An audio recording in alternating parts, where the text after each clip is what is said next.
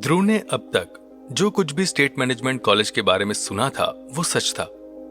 पहले ही दिन ध्रुव को इस बात का एहसास हो गया था कि इस कॉलेज में उसके लिए आगे का रास्ता आसान नहीं होगा। सभी प्रोफेसर्स ने स्टूडेंट को पहले से ही इस बारे में बता दिया था कि कॉलेज में कंपटीशन लेवल बहुत हाई है। यहाँ पर पढ़ने और एग्जाम का पैटर्न दूसरे कॉलेज की तरह नहीं था। स्टेट मैनेजमेंट कॉलेज का एक स्टैंडर्ड सेट था और जो स्टूडेंट उसे फॉलो नहीं कर पाता था उसके लिए इस इंस्टीट्यूट में कोई जगह नहीं थी। यहाँ से पढ़कर निकलने वाले सभी स्टूडेंट्स को किसी भी कंपनी में अच्छी जॉब मिल जाती थी। बस एक ही शर्त थी, कोई कंपनी या ऑर्गेनाइजेशन स्टेट मैनेजमेंट कॉलेज से पढ़कर निकलने वाले स्टूडेंट से कुछ एक्सपेक्टेशन रखते हैं तो उन एक्सपेक्टेशन पर खरा उतरना बहुत जरूरी था। स्टेट मैनेजमेंट कॉलेज में स्टैंडर्ड को बनाने में सबसे बड़ा हाथ यहाँ के पढ़ने वाले स्टूडेंट का था। कॉलेज में ऐसा एनवायरनमेंट बनाया गया था जहां पर सीनियर स्टूडेंट्स अपने जूनियर्स को समय समय पर एडवाइस देते थे कि किस तरह उन्हें अपने एकेडमिक करियर में आगे बढ़ना है।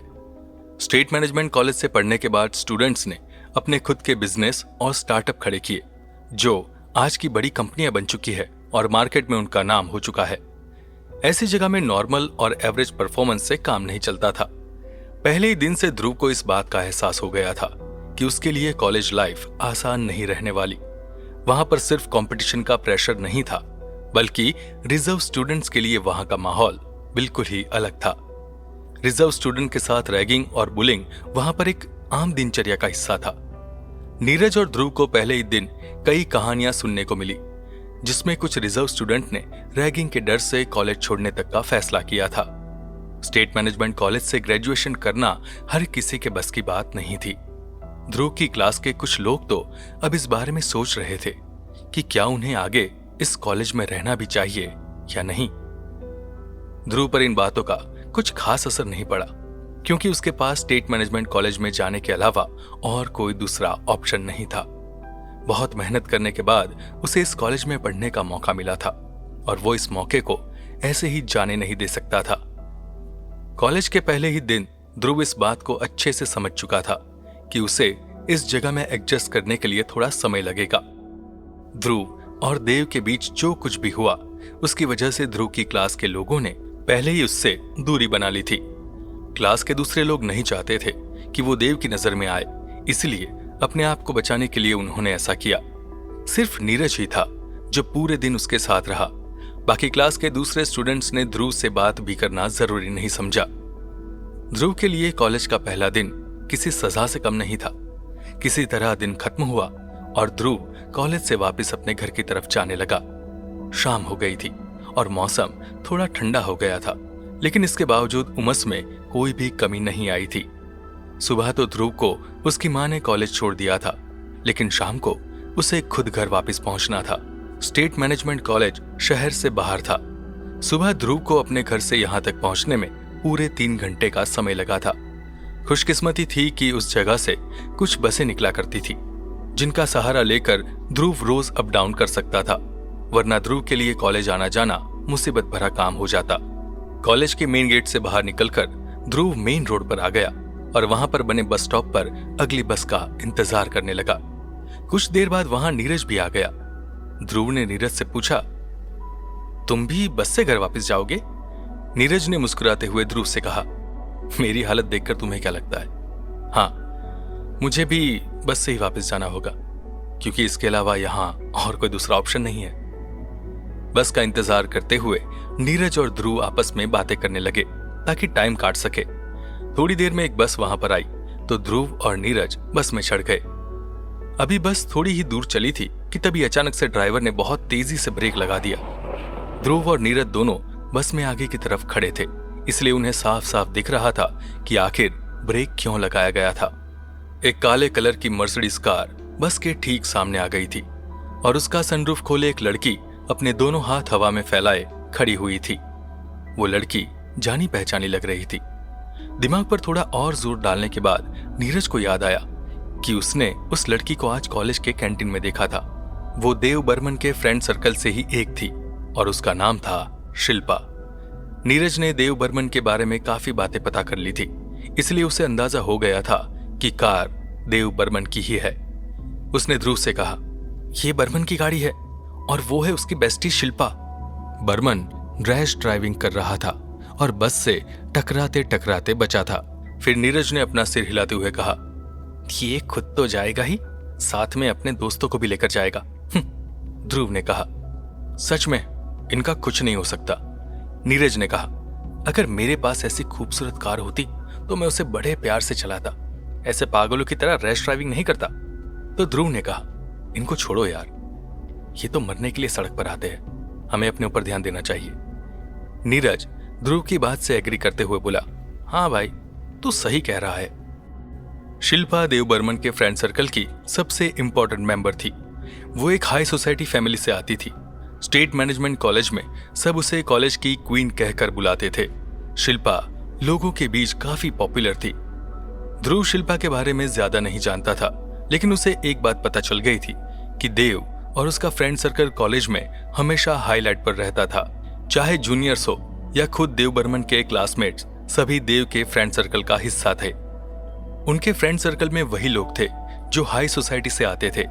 शिल्पा भी देव की ही तरह थी। उसे भी कॉलेज में रिजर्व स्टूडेंट्स का पढ़ना बिल्कुल पसंद नहीं था। उसने कई लड़कियों के साथ रैगिंग की थी और जब भी बात एडमिनिस्ट्रेटर तक पहुंचती, देव उस बात को वहीं दबा देता था। अब जब देव और उसका बैच कॉलेज का सबसे सीनियर बैच बन गया था, इसलिए उनकी पॉपुलैरिटी और उनकी पहचान कॉलेज में अच्छी खासी बन चुकी थी। कोई उनसे सीधा टकराने के बारे में सोच भी नहीं सकता था। कॉलेज में सब जानते थे कि फ्रेशर्स की कोई सुनने वाला नहीं है। अपनी पहचान की वजह से सीनियर्स हमेशा बच जाएंगे और फंसेंगे तो जूनियर्स ही। ध्रुव ने आकर जूनियर्स और सीनियर्स के बीच की पॉलिटिक्स को गरमा दिया था और इसीलिए कई लोग मानते थे कि कॉलेज में आगे माहौल बिगड़ने वाला है। 2 घंटे बाद दोनों का स्टॉप आ गया, जहां से वो दोनों अपने अपने घर की तरफ चले जाते हैं। उस स्टॉप से ध्रुव रिक्शा पकड़ता है और 1 घंटे के बाद कहीं जाकर अपने घर पहुंचता है, वो भी तब जब रास्ते में ट्रैफिक जाम ना मिले। आज उसे घर पहुंचते पहुंचते 8 बज गए थे और भूख के मारे उसके पेट में चूहे धमाल चौकड़ी मचाना शुरू कर चुके थे। ध्रुव और उसकी माँ एक छोटे से 1 रूम अपार्टमेंट में रहते थे। अनगिनत गलियों से होते हुए ध्रुव अपने घर पहुंचता है। आसपास बहुत सारे लोग रहते थे और वो भी बिल्कुल ध्रुव और उसकी माँ की तरह ही हर दिन नए चैलेंजेस फेस करते थे। उस छोटे से घर में ध्रुव और उसकी माँ पिछले 10 सालों से किराए से रह रहे थे। मकान मालकिन अच्छी थी, उसे उनकी परेशानियों के बारे में पता था, इसलिए उसने अभी तक ध्रुव और उसकी माँ को परेशान नहीं किया। वरना मुंबई के ज्यादातर मालिक किसी किराएदार को 2 साल से ज्यादा टिकने नहीं देते। इस छोटे से घर में ही ध्रुव की पूरी दुनिया बसी थी। घर में घुसते ही उसे किचन से खाने की खुशबू आई और उसके चेहरे पर मुस्कान आ गई। ध्रुव ने अपनी माँ को बुलाते हुए कहा, आई क्या बना रही हो? किचन से ध्रुव की माँ ने कहा, आ गया, चल बैठ जा, खाना खाते हैं। चाहे कितनी भी थकान हो, लेकिन जब ध्रुव अपनी माँ के चेहरे को देखता था तो उसकी पूरी थकान कहीं गायब हो जाती थी। दोनों खाते हुए अपने दिन के बारे में बात करते थे और खाना खत्म होने के बाद अपने अपने काम में लग जाते थे। खाना खत्म होने के बाद ध्रुव अपने कॉलेज के नोट्स और असाइनमेंट्स करता था।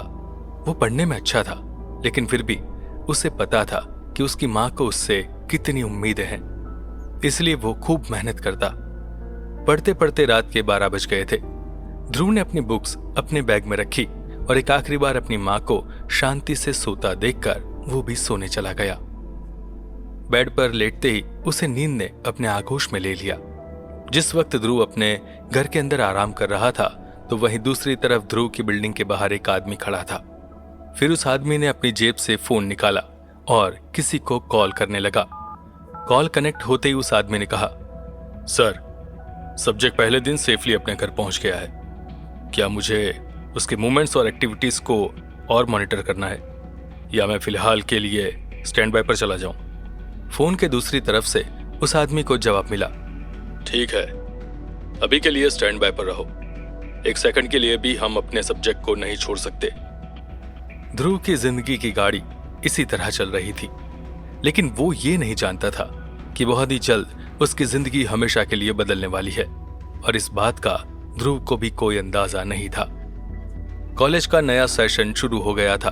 पहले ही दिन पूरे कॉलेज में एक खबर आग की तरह फैल गई थी कि एक नए रिजर्व स्टूडेंट ने देव बर्मन से उलझने की गलती की है। इस सबसे देव और उसके साथियों का गुस्सा 7वें आसमान पर पहुंच गया था। वो सभी मौका तलाश कर रहे थे ताकि ध्रुव से बदला ले सकें। देव और उसके सभी दोस्तों ने डिसाइड किया था कि अब उन्हें कुछ भी करके ध्रुव को कॉलेज से सस्पेंड करवाना होगा, तभी उनका बदला पूरा होगा। कॉलेज में सस्पेंशन के लिए कुछ रूल्स थे।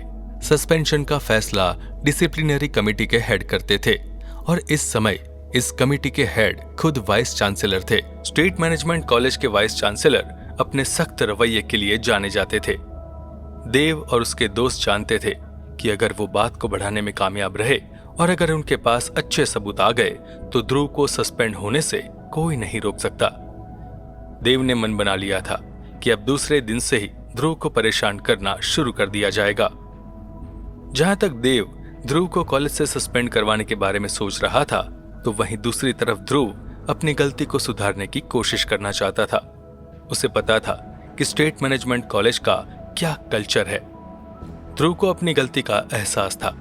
वो इस बात को भी अच्छे से जानता था कि जब तक वो देव से इस बारे में माफी नहीं मांग लेता, तब तक उसके लिए चीजें सही नहीं होगी। ध्रुव ने फैसला कर लिया था कि अगले दिन वो खुद देव के पास जाकर माफी मांगेगा।